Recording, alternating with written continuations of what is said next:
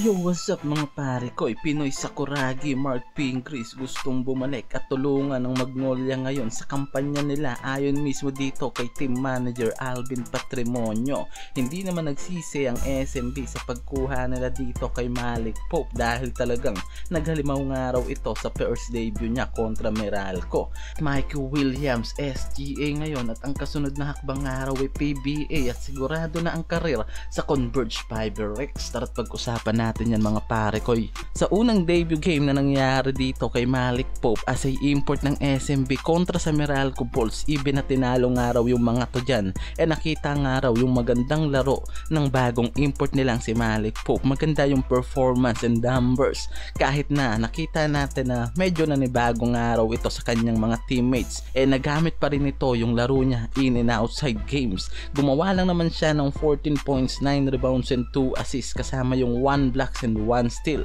Sa unang debut na yan mga pare ko sobrang solid na nga raw agad ng numbers, even na nanibago nga raw ito sa environment ng team ng San Miguel Beermen. Kaya naman mukhang nakuha nga nito na ang atensyon ng buong San Miguel Beermen teams at mukhang hindi nagsisi ang team na to para kuhanin siya as a import dahil magandang numbers ang naibigay nito sa unang debut niya. At mukhang nasatisfied naman nga raw ang SMB sa performance nitong si Malik Pope dahil sa unang debut nito sa PBA magandang numbers ang naibigay nito sa kanyang team and pwede nating asahan na mas magiging improvement pa nga raw yung mga susunod na game nitong si Malik Pope dito dahil pwede nga raw na nangangapa pa ito sa environment ng SMB teams ngayon at naninibago pa nga raw ito or pwede rin natin sabihin na may jetlag pa nga raw ang import na to. Sa kabilang dulo mga pare ko gusto nga raw talagang makabalik na nitong si Michael Williams sa PBA and target nga raw nito after na matapos itong laro niya sa Strong Group Athlete sa Dubai International Championship Games.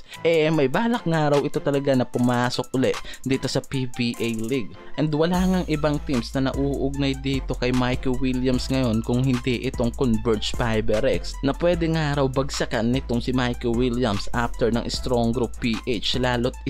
itong SGA hawak nga rin itong Converge Fiber X kaya naman maraming mga fans mismo na iyan ang tinitignan nga raw na maaaring paglaruan na nitong si Williams sa PBA dahil bukod dyan kailangan pa rin nga raw nitong Converge ng isang elite scorer sa team kaya naman possible na habulin nga raw nila itong si Michael Williams at maaaring mangyari talaga na after ng Strong Group Athletes dumiretso na ito dito sa team ng Converge mga pare ko. Yan yung mga nare-report ngayon about sa pagbabalik nitong si Michael Williams at ito na nga mga pare ko isa sa matinding comeback na inaantay at di mo inaasahang mangyayari dito sa Magnolia itong pagbabalik ni Pinoy Sakuragi Mark Pingris. Tapos na lumabas nga mismo yung mga report na nagsabi nga raw itong si Mark Pingris dito kay team manager Alvin Patrimonio na bigyan siya kahit na 3 months extension lang sa team ng Magnolia at makita yung comeback niya sa team na to mismo. Yan yung mga nare-report about dito kay Mark Pingris na possible nga raw ngayon na bumalik sa Magnolia at tulungan ng mga to